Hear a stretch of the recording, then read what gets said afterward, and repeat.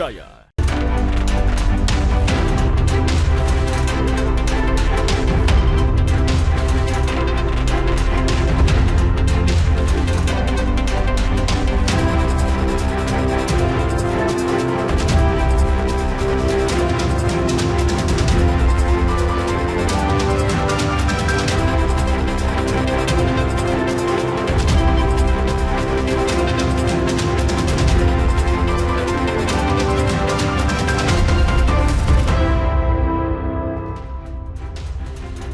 Anda menyaksikan Kompas Sepekan. Edisi kali ini kami hadirkan kembali informasi penting dan menarik yang menjadi catatan redaksi kami sepanjang tahun 2025.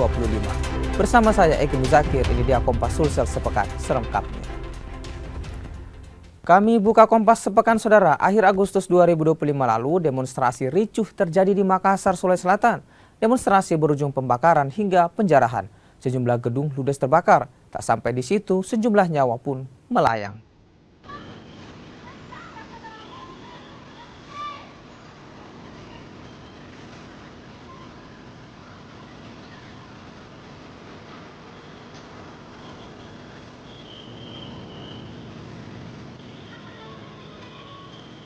Kita lihat ini DPRD Kota Makassar ini untuk struktur masih ada, tapi untuk sarana prasarana, fasilitas dan sebagainya ini sudah hampir semua menyeluruh terkena dampak kebakaran.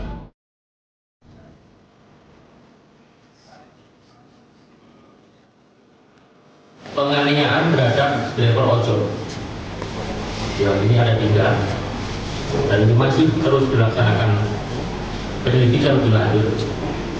Kemungkinan masih ada tersangka baru, tapi masih dalam proses penyelidikan.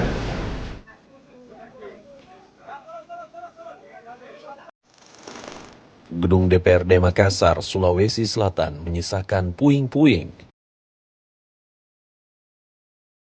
Rumah wakil rakyat itu hangus dilalap si jago merah pada 30 Agustus 2025 lalu. Tak hanya gedung, kendaraan roda 2 hingga 4 di tempat parkir juga ludes. Kendaraan-kendaraan itu hanya menyisakan rangka dan berakhir jadi besi tua. Kebakaran gedung DPRD Makassar ini bukan karena kecelakaan, tapi karena kesengajaan. Gedung tersebut dibakar pada malam hari. Entah apa pemantiknya, namun sebelum pembakaran terjadi, demonstrasi sempat mewarnai kota Daeng.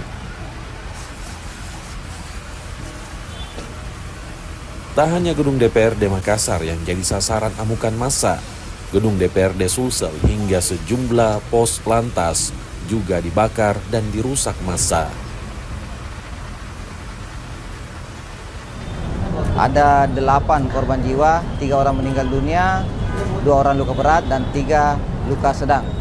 Untuk yang korban yang meninggal dunia, tim kami sudah mengantar ke rumah duka, dan yang luka berat dan sedang kami antar ke rumah sakit terdekat untuk mendapatkan penanganan lebih lanjut.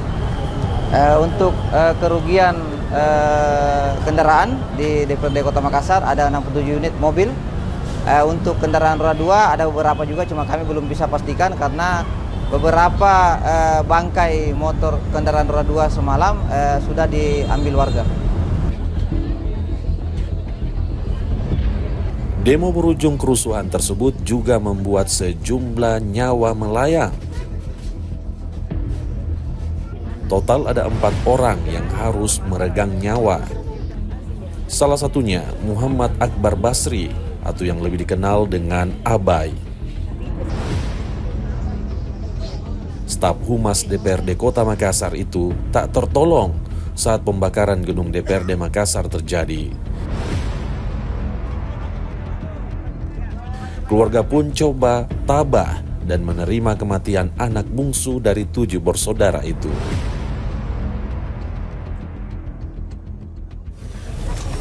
Betul-betul sudah mengikhlaskan atas apa yang terjadi pada Rinda kami. Dan untuk kedepannya buat teman-teman mahasiswa atau ke masyarakat yang ikut berdemo, mohon kiranya tidak sampai anarkis seperti kayak gini. Kiranya adinda saya, almarhum Abai Akbar Basri, dia cuman staf di Dewan Perwakilan Rakyat, bukan pengambil keputusan, bukan pengambil kebijakan. Jadi buat teman-teman yang di luar sana, mohon pikirkan lagi ke depannya bahwasanya tindakan yang seperti semalam itu sungguh membunuh hati nurani yang ada di sekitaran kejadian tersebut. Kasus pembakaran gedung DPRD Makassar dan fasilitas lainnya mulai diselidiki polisi. Hampir 2 pekan lakukan penyelidikan, polisi akhirnya menangkap puluhan orang. Total ada 42 orang yang ditahan dan diduga terlibat dalam kasus pembakaran dan penjarahan. Tak hanya di Makassar, sejumlah tersangka ini terlibat dalam kasus kerusuhan di Kota Palopo, Sulawesi Selatan. Dari 42 tersangka ini, 33 merupakan dewasa, sedangkan 9 lainnya berstatus anak di bawah umur. Mereka ditahan di 3 lokasi berbeda, di mana 26 tersangka ditahan di Mapolrestabes Makassar, 14 tersangka di Polda Sulsel, dan 2 tersangka di Polres Palopo. Tersangka itu ada 42, itu termasuk yang di Palopo. Jadi kalau yang khusus yang ada di DPR Provinsi, DPR Kota Makassar, kemudian di depan Kejati, kemudian termasuk penganiayaan ojol itu totalnya ada 40. Pokoknya kalau di luar Palopo ada 40. Ya, jadi rinciannya DPRD Kota ada penambahan itu untuk pembakaran ada 2, kemudian pengerusakan bertambah 4, kemudian pencurian dan penjarahan 12, jadi ada total 18 yang baru. Kemudian provinsi pembakaran bertambah 1 dan pengerusakan ya 13, jadi total 14. Hampir 1 bulan berlalu, polisi akhirnya lakukan rekonstruksi untuk melengkapi berkas penyelidikan.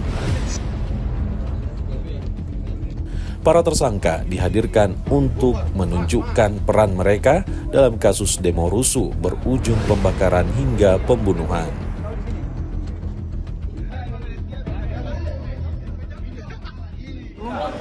Terkait pembakaran dan pengerusakan kantor DPRD Kota Makassar, kemudian yang kedua terkait kemudian ojol di depan kampus UMI, dan yang terakhir ini adalah terkait pencurian mesin ATM Bank Sulsel Bar yang baru selesai reka adegannya, di mana seluruh daripada rangkaian rekonstruksi berjalan aman dan lancar. Penyelidikan pun terus berlanjut, hingga akhirnya polisi kembali menahan sejumlah orang. Total seluruh tersangka kasus demo rusuh di Sulawesi Selatan mencapai 53 orang. Penambahan tersangka ini berasal dari sejumlah kasus terbaru, seperti kasus penganiayaan yang berujung tewasnya driver ojol, pengrusakan dan pembakaran 2 pos lantas, dan penghasutan di media sosial.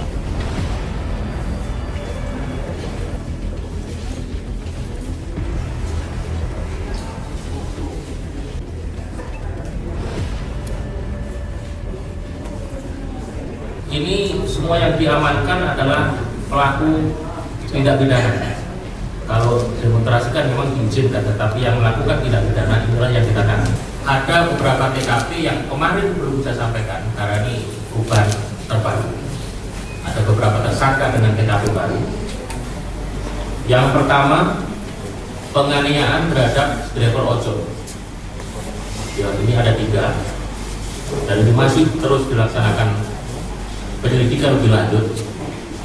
Kemungkinan masih ada tersangka baru, tapi masih dalam proses penyelidikan. Kemudian perusakan dan pembakaran pos polisi. Ini ada 2 pos polisi yang dibakar. Ini ada 4 tersangka. Kemudian penghasutan Undang-Undang ITE ini ada 1 orang. Kemudian pencurian di ATM Bank Sulsel Bank, ini ada 10 tersangka. Ini semuanya masih di dalam proses penyidikan. Kemudian kerusakan, pada saat terjadinya kerusuhan, bangunan polisi ada 2, yaitu 2 pos lantas Polrestabes Makassar. Yang tadi saya sampaikan, tersangkanya sudah dilakukan penangkapan. Nah, beberapa barang bukti juga di depan ini adalah hasil dari uang yang mereka curi dari ATM tersebut. Kan kemarin saya sampaikan bahwa uangnya ada 320 juta, dilakukan oleh 20 orang, dibagi-bagi, ya semua mereka mendapat sekitar 15 sampai 20 juta, dan ada yang digunakan untuk beli laptop, beli sepatu, beli radiator, lalu melunasi cicilan motor, ya. Jadi ini adalah barang-barang yang didapatkan dengan menggunakan uang hasil curian dari ATM Bank Sulsel yang ada di DPRD Makassar. Tersangka dijerat dengan pasal yang berbeda. Sebagian dijerat dengan pasal tentang pembakaran, pasal tentang penganiayaan bersama-sama, hingga pasal tentang perusakan barang. Demonstrasi rusuh sendiri tak hanya terjadi di Makassar, tapi juga di sejumlah daerah di Indonesia. Demo terjadi sejak 25 Agustus 2025 dengan beragam tuntutan termasuk penolakan kenaikan tunjangan anggota DPR RI. Tim Liputan Kompas TV Makassar. Usai jeda kami akan hadirkan informasi lainnya, diantaranya ada kasus kematian Prada Hairul Muhammad Nail yang akan kami hadirkan ulasannya selepas jeda. Tetaplah bersama kami di Kompas Sepekan.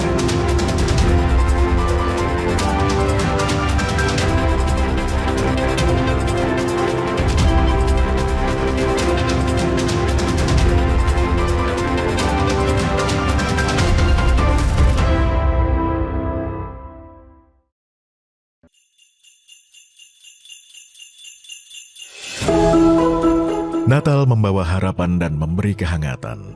Berkat Natal kiranya dapat menyelamatkan keluarga dan mengeratkan persaudaraan. Di momen penuh sukacita ini, Kompas Gramedia menebar kasih lewat karya yang mencerahkan. Salam sejahtera untuk kita semua. Di momen Natal penuh kasih, Allah hadir menyelamatkan keluarga, menebarkan cinta kasih dan sukacita. Mari rekatkan kebersamaan, eratkan persaudaraan, hadirkan damai penuh kehangatan. Kita songsong tahun baru dengan penuh semangat dan harapan. Semoga setiap langkah membawa berkat dan anugerah bagi kita semua. Selamat Natal 2025 dan Tahun Baru 2026.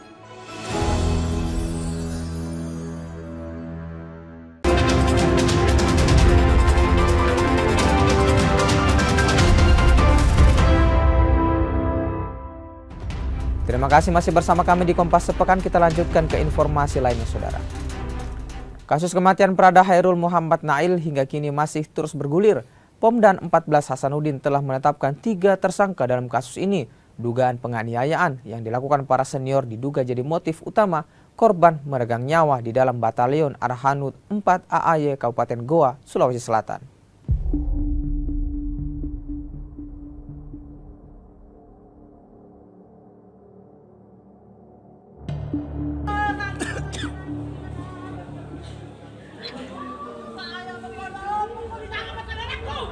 Tangisan seketika pecah di Rumah Sakit Seyusuf, Kabupaten Goa, Sulawesi Selatan pada 11 Oktober 2025 lalu. Pria yang terbaring itu tak lagi bisa bergerak. Nafasnya telah terhenti. Masanya di dunia telah berakhir. Keluarga sedih, tapi takdir tak bisa diubah. Lelaki bernama Hairul Muhammad Nail itu telah berpulang pada Sang Pencipta. Kematian Hairul menyisakan kesedihan mendalam. Tak hanya meninggalkan duka, kematian prajurit TNI Angkatan Darat itu juga menyisakan kejanggalan. Keluarga tak terima, pasalnya banyak luka lebam pada tubuh personel berpangkat prajurit 2 itu. Otopsi pun akhirnya dilakukan, meski harus ke rumah sakit yang berbeda. Sangat berharap sekali agar kiranya pihak polisi militer, penyidik khususnya yang menangani kasus ini, agar bisa memberikan secara komprehensif tentang atau terhadap hasil otopsi adik kami. Sekitar 1 bulan berlalu, Kodam 14 Hasanuddin akhirnya angkat suara perihal kematian Prada Hairul Muhammad Nail. Kodam memastikan kasus ini dalam proses penyelidikan polisi militer.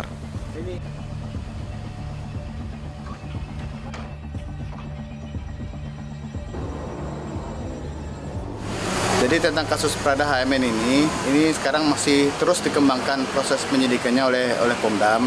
Sampai sekarang masih diperiksa secara mendalam 3 orang. Ya, 3 orang ini diduga melakukan perbuatan yang ada unsur pidananya. Namun kita masih menunggu bagaimana hasil akhir dari Pomdam. Sementara baru 3 orang sudah diperiksa secara mendalam. Lebih lanjut, Kodam 14 Hasanuddin menyebut masih menyelidiki motif dugaan kematian Prada Hairul. Meski demikian, ada kemungkinan kematian korban akibat dianiaya seniornya. Betul, sebetulnya sudah ada penekanan dari pimpinan, baik dari Kasat selaku yang tertinggi di Angkatan Darat, kemudian dari Pangdam, bahwa dalam pembinaan junior tidak boleh tindakan fisik yang berlebihan. Ini diduga 3 orang ini melakukan tindakan fisik yang berlebihan terhadap juniornya. Namun saya tidak bisa berspekulasi, kita masih tetap menunggu hasil penyidikan yang dilakukan oleh Pomdam.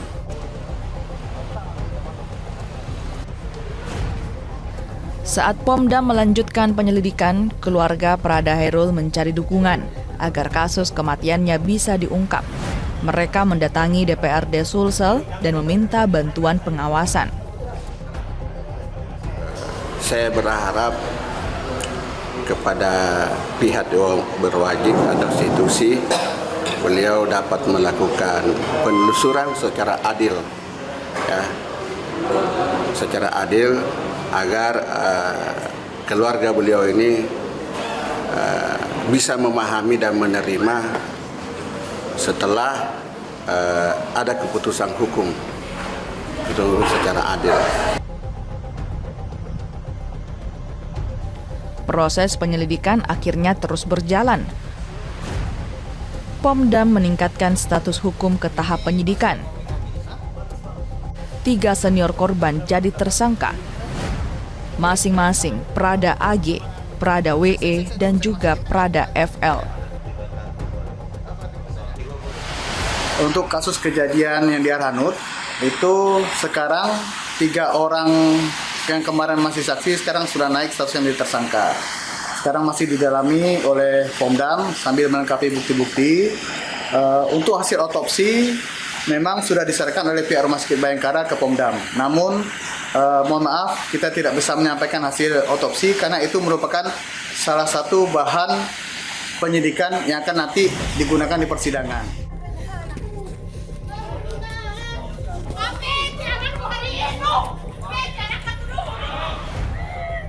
Rekonstruksi kematian Prada Hairul pun digelar pada 18 November 2025. Ketiga pelaku dihadirkan.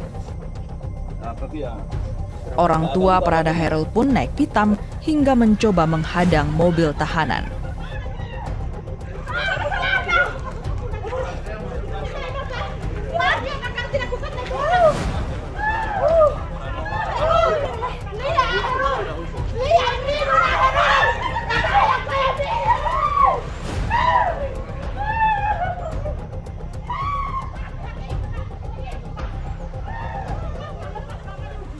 Dari kecurigaan bahwa jenazah memang ada kejanggalan.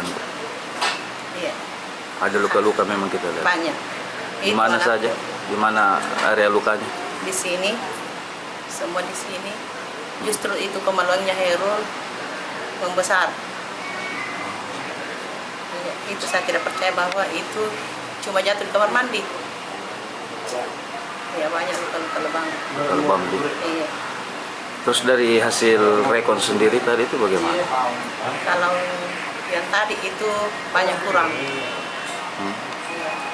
Banyak kekurangannya yang tadi. Kurangnya di mana kalau gitu? Karena itu cuma pukulan dari sini. Yang saya lihat tadi itu yang anunya di kamar mandi. Ada mereka ulangnya.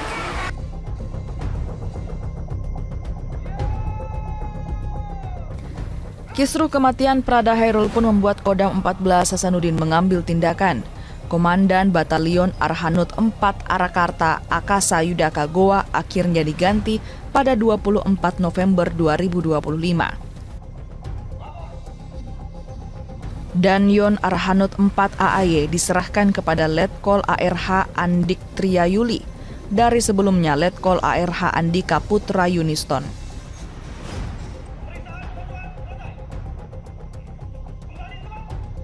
Tak sampai di situ, Pangdam 14 Hasanuddin juga meminta maaf atas kasus kematian Prada Hairul Muhammad Nail. Kodam pun berjanji akan lakukan pembenahan agar kasus serupa tak terulang.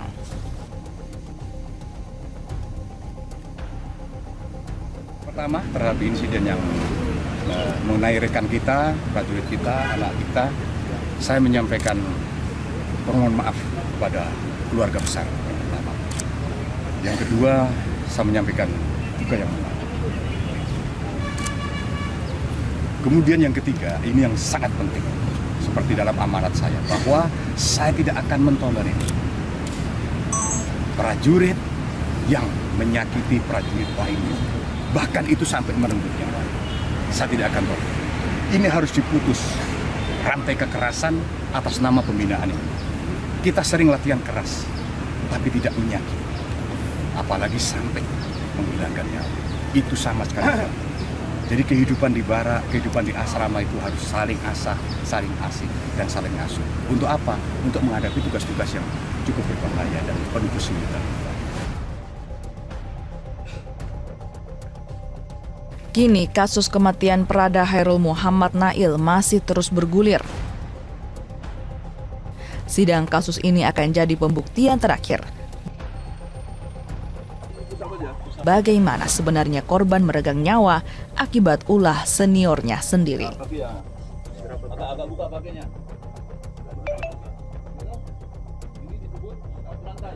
Tim Liputan Kompas TV Makassar, Sulawesi Selatan.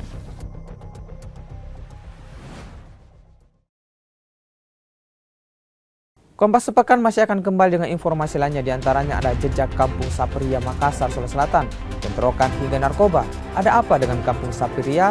Kami hadirkan ulasannya sesaat lagi.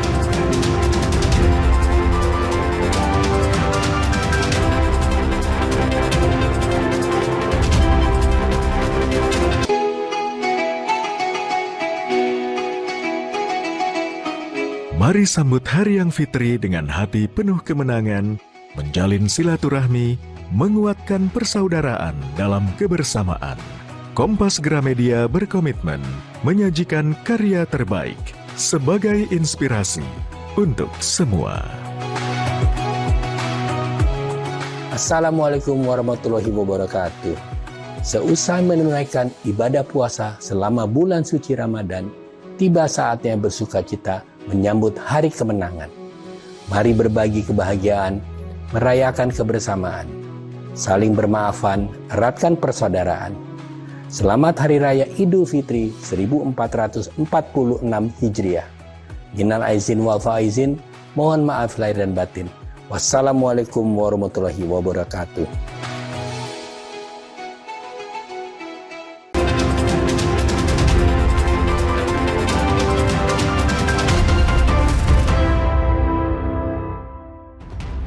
Masih bersama saya Eki Muzakir di Kompas Sepekan, kita lanjutkan ke informasi lainnya. Tawuran antar warga hingga berujung pembakaran belasan rumah di Kampung Sapiria Makassar, Sulawesi Selatan hanyalah sebagian kecil tindak kriminalitas di daerah itu. BNNP Sulsel pun tak menapik Kampung Sapiria punya sejarah kelam dan jadi salah satu lokasi transaksi narkoba di Tanah Daeng. Dukungan semua pihak pun kini diharapkan agar Kampung Sapiria tak lagi jadi zona hitam kasus kriminal.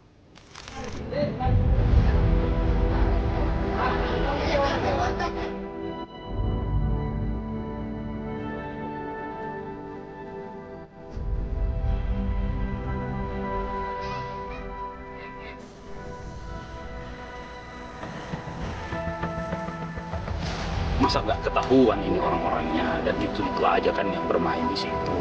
Jadi tolong pihak itu saya sampaikan tadi, saya bicara bahwa ini harus cepat diatensi dengan sangat serius.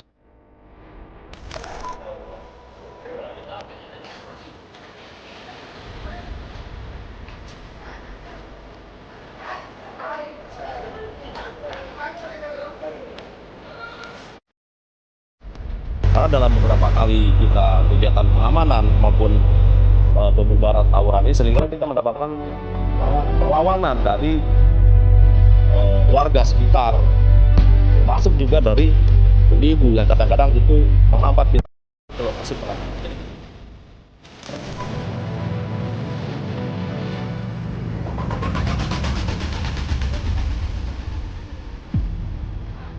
Kampung Sapiria di Kecamatan Makassar, Sulawesi Selatan bergejolak pada 18 November 2025 lalu. Tawuran antar kelompok warga pecah. Tak sampai di situ, belasan rumah warga juga dibakar. Tawuran semacam ini bukan kali pertama terjadi. Kerap terulang, bahkan hingga memakan korban jiwa.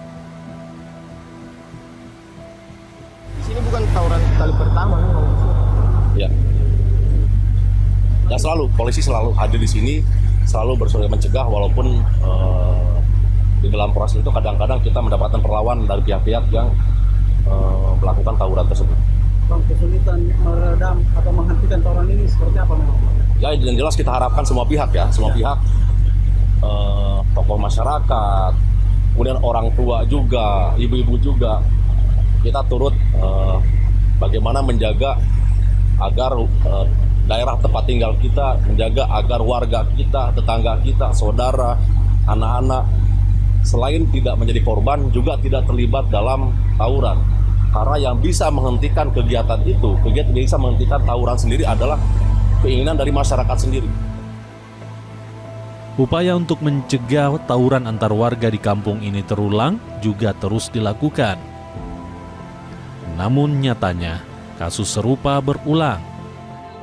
Sejumlah kebijakan, baik dari Pemda hingga petugas keamanan diluncurkan agar kasus tawuran bisa dihentikan.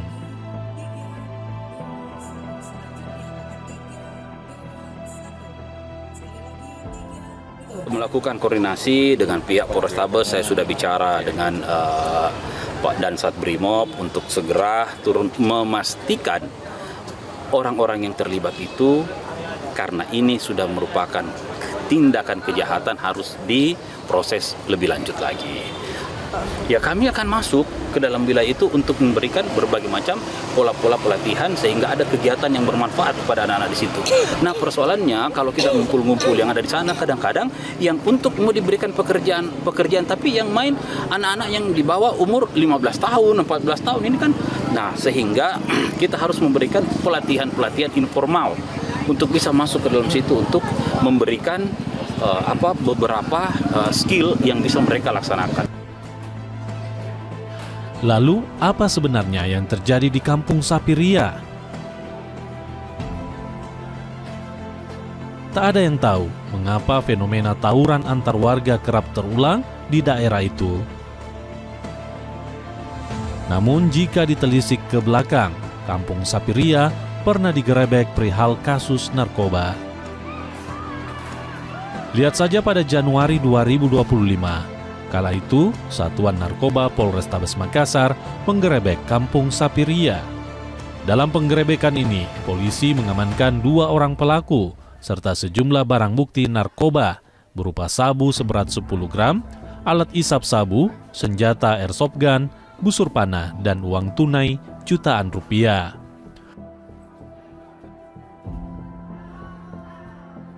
Penggerebekan kala itu dilakukan dari hasil pengembangan kasus narkoba jenis sabu seberat 30 kg pada Oktober 2024 lalu.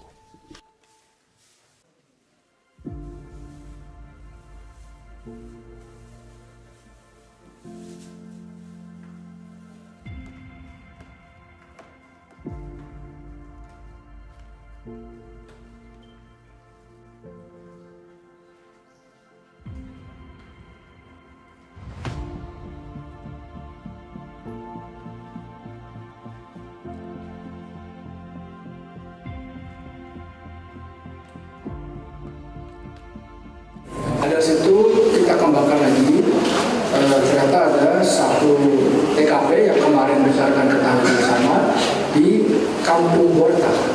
Kampung Borta itu kita mendapatkan kurang lebih 10 gram sabu dengan barang bukti lain berupa airsoft gun, ada busur juga, ada juga uang sebanyak 9,7 juta. Dan di situ kita dapat dua tersangka, satu tersangka perempuan dan juga satu tersangka laki-laki. Nah, dari total semua mulai dari pengungkapan yang 1,5 kilo tadi itu dari bulan Januari ya, awal Januari sampai dengan sekarang kita telah mengamankan kurang lebih 15 orang tersangka. 2 diantaranya adalah di bawah umur sehingga kita tidak tampilkan di sini, jadi total ada 13 orang tersangka. Jadi ini kan kita kemarin ke Kampung Borta, terus kita melakukan penggeledahan di rumah yang bersangkutan. Nah, begitu kita geledah, kalau geledah ini dapat barang-barang ini. Salah satu ada airsoft gun, ada senjata untuk melepaskan busur, termasuk busurnya, ada beberapa handphone juga dengan uangnya, dan ada banyak botol-botol yang menggunakan tersangkut. Ini semua barang-barang yang ada di tempat tersangka. Apakah digunakan untuk mengancam anggota jika lokasinya digeledah atau seperti apa? Pada saat kita ke sana memang belum ya, tapi kan ini ada indikasi ke arah sana, maka kita amankan. Kasus di Kampung Sapiria tak sampai di situ. Pada 11 November lalu, polisi juga memusnahkan 20 kg sabu. Sebagian barang haram itu disita dari Kampung Sapiria. Sejumlah orang pun ditangkap.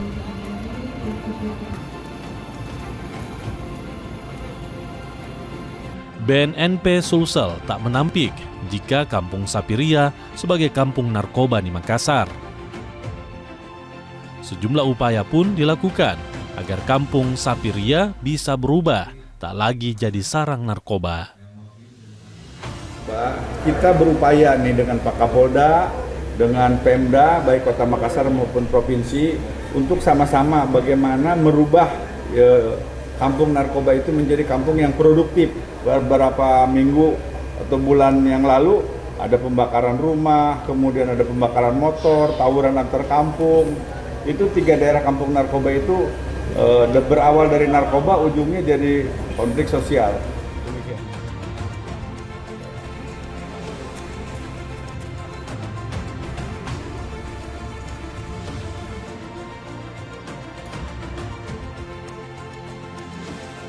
Dukungan dan kerjasama semua pihak diharapkan agar Kampung Sapiria bisa kembali jadi kampung produktif tanpa lagi ada konflik atau tindak kejahatan di dalamnya.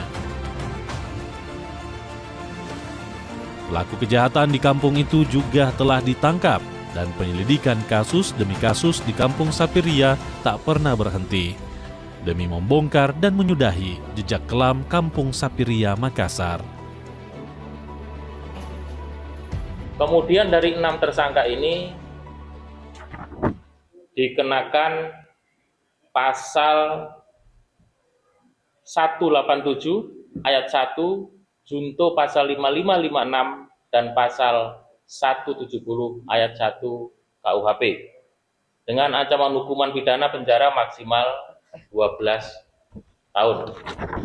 Kemudian yang tadi saya sampaikan, pelaku penembakan telah diamankan, yaitu atas nama CB, umur 36 tahun, pekerjaan mekanik.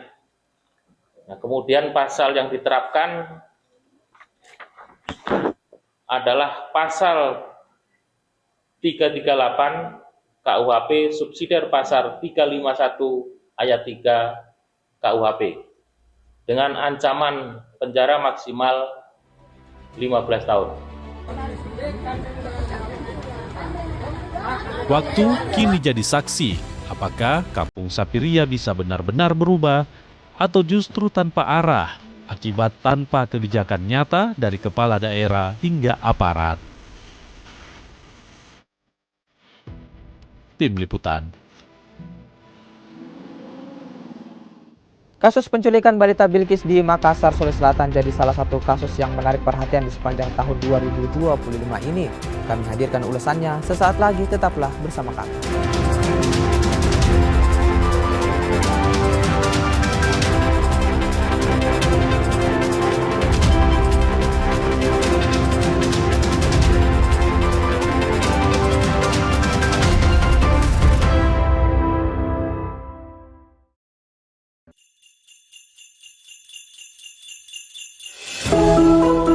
Natal membawa harapan dan memberi kehangatan. Berkat Natal kiranya dapat menyelamatkan keluarga dan mengeratkan persaudaraan. Di momen penuh sukacita ini, Kompas Gramedia menebar kasih lewat karya yang mencerahkan. Salam sejahtera untuk kita semua.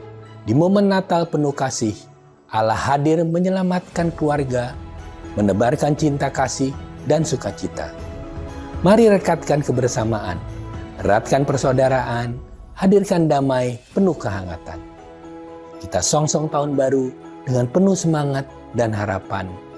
Semoga setiap langkah membawa berkat dan anugerah bagi kita semua. Selamat Natal 2025 dan Tahun Baru 2026.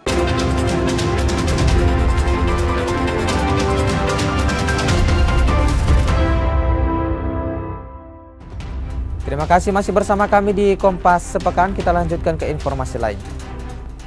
Kasus penculikan balita Bilqis di Makassar jadi salah satu kasus yang menarik perhatian di sepanjang tahun 2025. Pengungkapan jaringan kasus ini menarik perhatian publik. Jalan panjang pun harus ditempuh untuk membawa Bilqis kembali ke pelukan orang tuanya setelah sempat diculik dan ditemukan di Pulau Sumatera.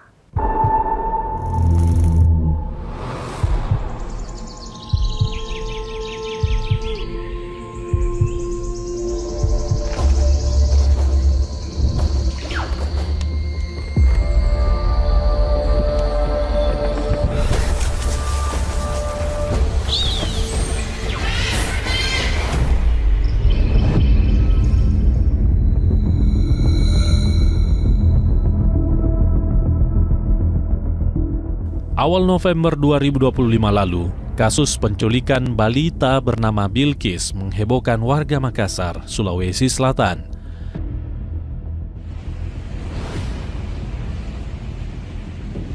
Gadis 4 tahun itu hilang dan diculik saat bermain di Taman Pakui, Makassar.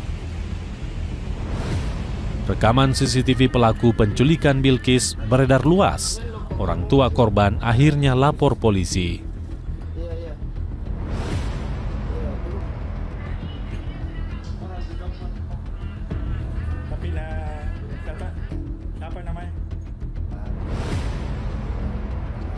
Ini memang Pak sering dibawa ke sana? Iya, sering.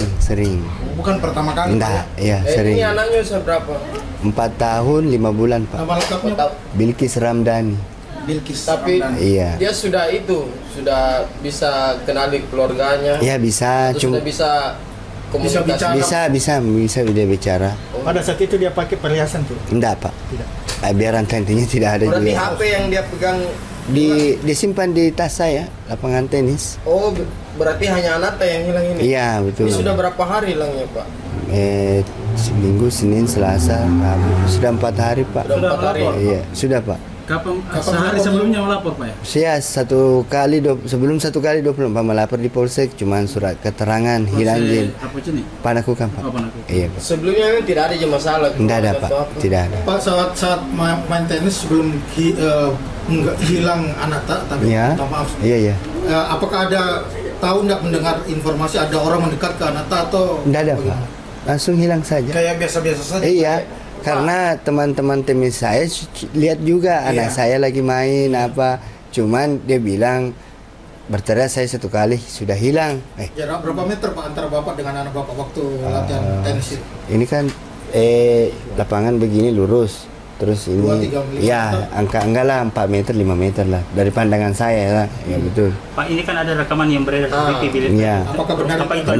Benar. Itu benar Pak ya? Benar ya. Apakah, kan ada 3 anak. Tiga anak. Apakah 2 itu dikenal juga? Enggak kenal saya Pak. Berarti satu dari 3 anak itu ada yang berarti satu. anaknya Bapak yang di depan yang ditarik. Pak, yang pakai baju pink ya? Pink, kayak bukan maksudnya biru-biru campur ungu lah saya. Ya betul. Dikenal itu Pak yang bawa? Ya, enggak.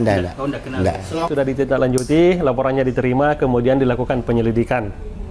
Sejauh ini penyelidikan yang dilakukan, Bang? Sampai saat ini masih didalami, unit dari Reskrim masih di lapangan untuk melakukan pencarian. Kita berdoa saja mudah-mudahan secepatnya mungkin jelas apakah betul-betul diculik atau ada motif lain. Ini anak hilang saat apa, Bang? Maksudnya infonya kan orang tuanya saat orang tuanya berolahraga, main tenis di lapangan, kemudian bersama anaknya, sementara main tenis anaknya tiba-tiba hilang di sekitar situ.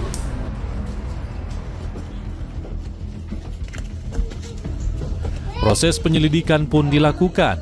Upaya panjang pengungkapan kasus ini dimulai. Polisi yang lakukan pengejaran menangkap sejumlah pelaku setelah 1 pekan penculikan terjadi. Anak-anak mau jual di mana? Sama siapa?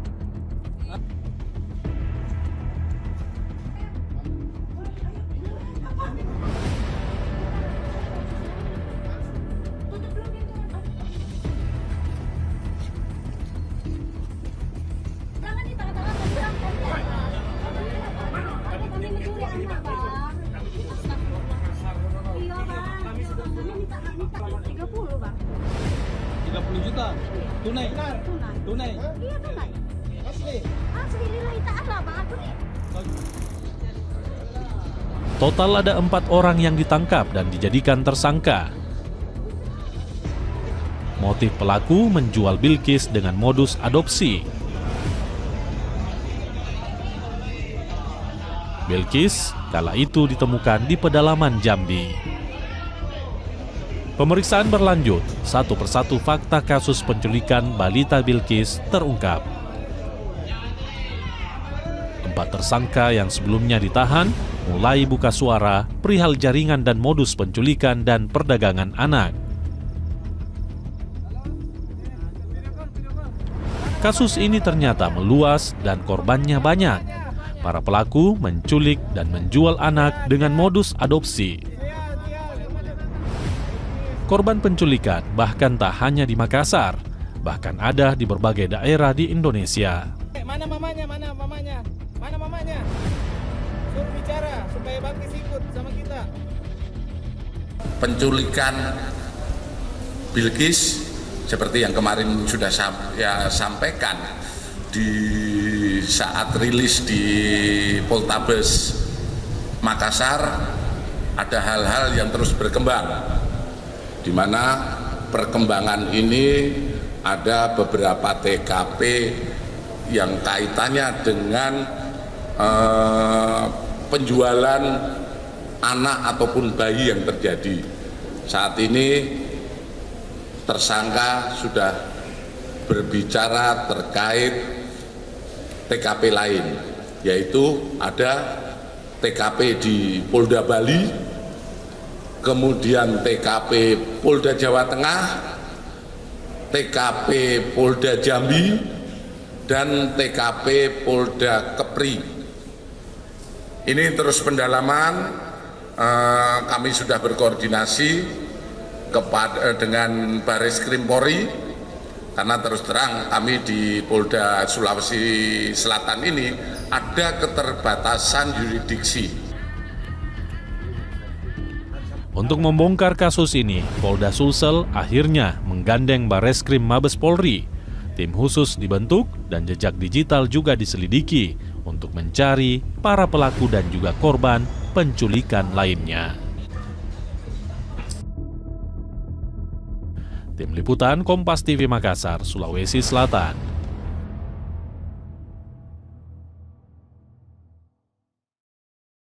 Kasus pembunuhan pengacara Rudy Esgani hingga kini belum tuntas. Apa kendala penyidik mengungkap kasus ini? Kami hadirkan ulasannya sesaat lagi. Tetaplah bersama kami di Kompas Sepekan.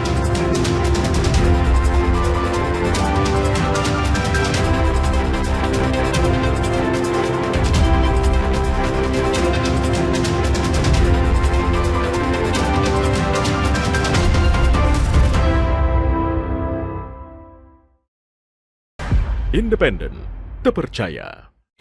Saat ini, siapapun bisa jadi media, pemengaruh, bahkan pendengung.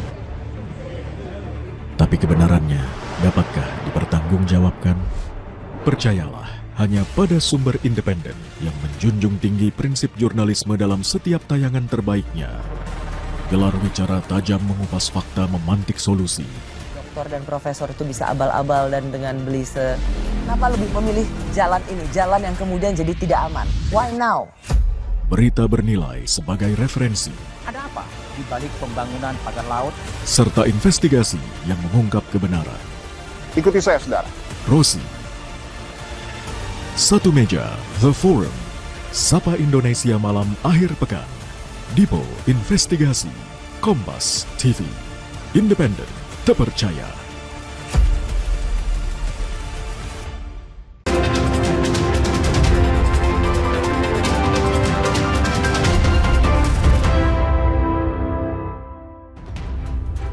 Kompas Sepekan kembali dan kita lanjutkan ke informasi lainnya, saudara. Kasus pembunuhan pengacara Rudy Esgani hingga kini masih menyisahkan tanda tanya. Korban meregang nyawa setelah tertembak senapan angin pada malam pergantian tahun baru 2024 lalu. 1 tahun sudah kasus ini bergulir, namun hingga kini belum ada titik terang siapa pelaku pembunuhan pengacara tersebut.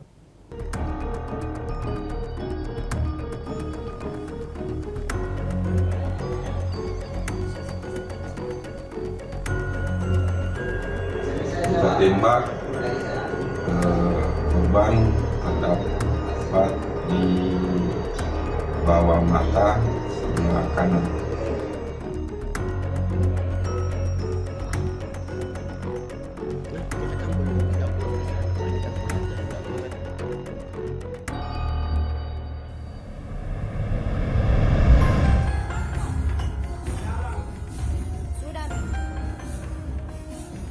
Malam pergantian tahun pada 2024 lalu jadi tragedi pilu bagi keluarga Rudy Esgani.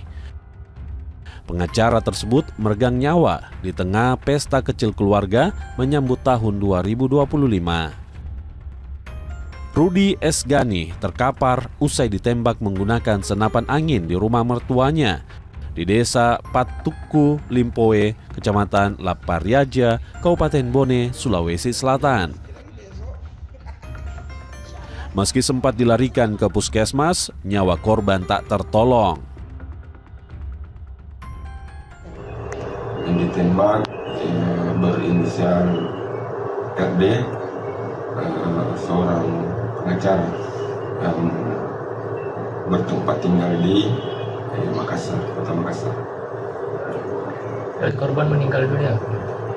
Ya, pada saat terjadi penembakan tersebut, korban dibawa ke puskesmas Lapariaja dan sesaat setelah tiba di puskesmas Lapariaja, korban meninggal dunia.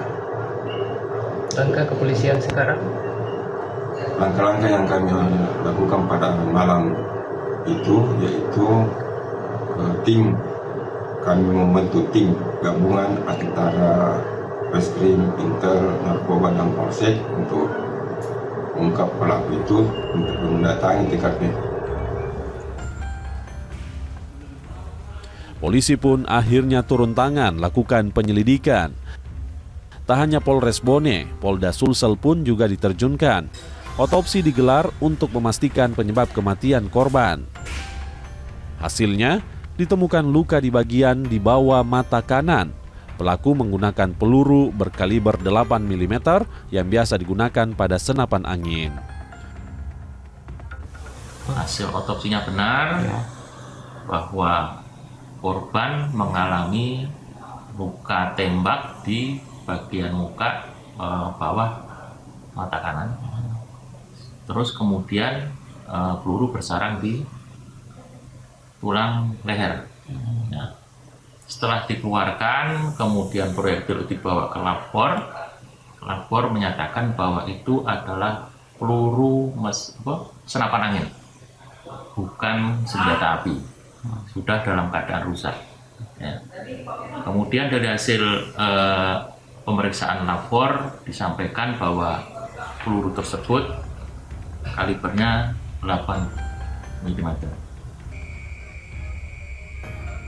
Jenazah korban disemayamkan di Kelurahan Lorong 6, Kelurahan Kaluku Bodoa, Kecamatan Talo, Kota Makassar, Sulawesi Selatan. Almarhum yang merupakan anak bungsu dari 2 bersaudara ini dikenal baik dan sangat peduli dengan keluarga. Keluarga kehilangan atas kepergian kerabatnya dan yakin kepolisian akan mengusut kasus ini dengan profesional. Pangkep besok pagi Pak, jam 9. Jam 9. Itu di kampung halaman itu seperti apa Pak? Di kampung halaman istrinya. Bagaimana keluarga itu almarhum ini bagaimana Pak? Maksudnya sosoknya seperti apa? Sebenarnya posisi sekarang tinggal di Makassar tuh di mana? Tentu saya bersedih dan tragis, ini adalah satu peristiwa tragis di keluarga kami.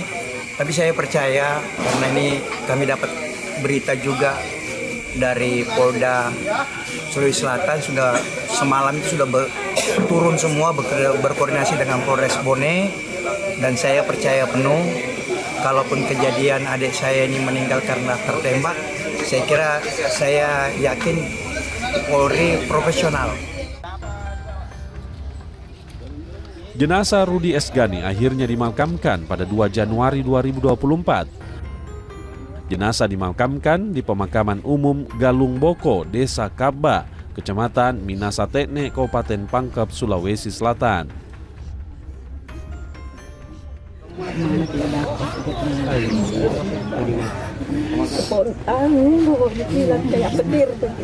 Tidak ada dari luar barangkali kita di jalanan itu menurut ya, kalau ledakan itu saya dengar dari balik mobil saya, karena mobil di depan kantor itu saya parkir gelap karena berarti memang diikuti saya mohon diusut dengan tuntas, mudah-mudahan secepatnya. Apakah almarhum sebelumnya pernah ada masalah dengan orang lain? Tidak pernah. Almarhum itu orang tidak pernah dia bermasalah, tidak pernah. Tapi Ibu, ada tidak yang bisa ditandai Bu, gambaran mungkin pada saat kejadian itu dari keluarga? Tidak ada yang lihat spontan, tidak ada, karena pikiran waktu itu kita berpikir bukan tembakan, kita pikirannya petasan. Iya, petasan. Baru tuh. Iya, petasan. Iya, waktu itu hening kayak karena biar petasan tetangga-tetangga sebelah tidak ada juga bunyi. Cuma itu satu kali itu yang berapa kali bunyi dia itu? Satu kali tembakan. Pemeriksaan saksi atas kasus kematian pengacara Rudi Esgani dilakukan. Sejumlah orang dimintai keterangan, termasuk istri korban. Polisi coba mengungkap kasus pembunuhan tersebut. Tim khusus bahkan dibentuk kala itu demi mengungkap dalang pembunuhan Rudi Esgani. Untuk saksi kita sudah kurang lebih sekitar 8 orang yang sudah dibuatkan berita acara di verbal ya. Namun dari pihak istri korban sendiri baru sebatas lisan, namun untuk pemeriksaan secara verbal juga belum, karena mungkin beliaunya masih berduka dan mengurus di rumah.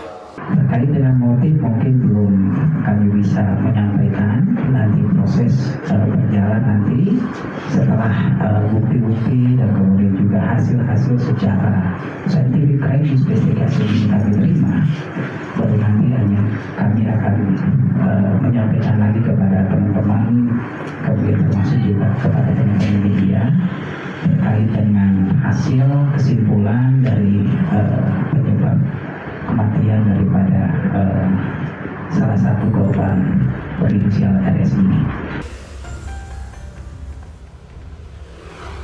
Segala upaya telah dilakukan, namun hingga 1 tahun berlalu, kasus ini masih belum terungkap.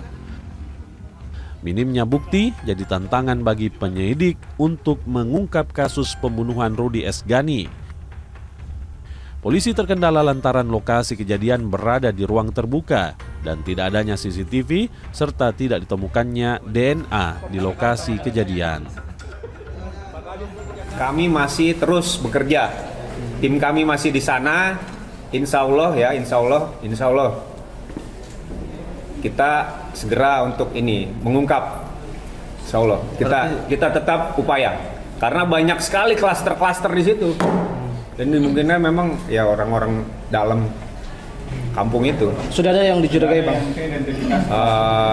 Nantilah kalau ada kami update. Demikian. Kalau kendala sejauh ini untuk di kendalanya ya memang di sana.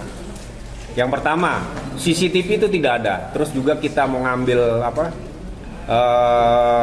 seperti DNA yang di tempat dia lalui ini kita tidak ketemukan waktu itu.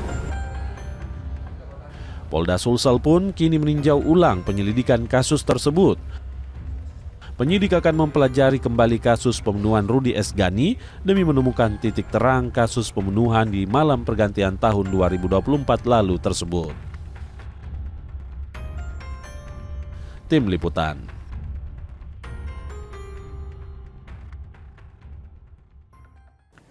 Kami tutup Kompas sepekan edisi pekan ini. Saya Eki Muzakir serta kru yang bertugas mengucapkan terima kasih atas perhatian Anda. Tetaplah di layar Kompas TV untuk menyaksikan program kami selanjutnya. Sampai jumpa.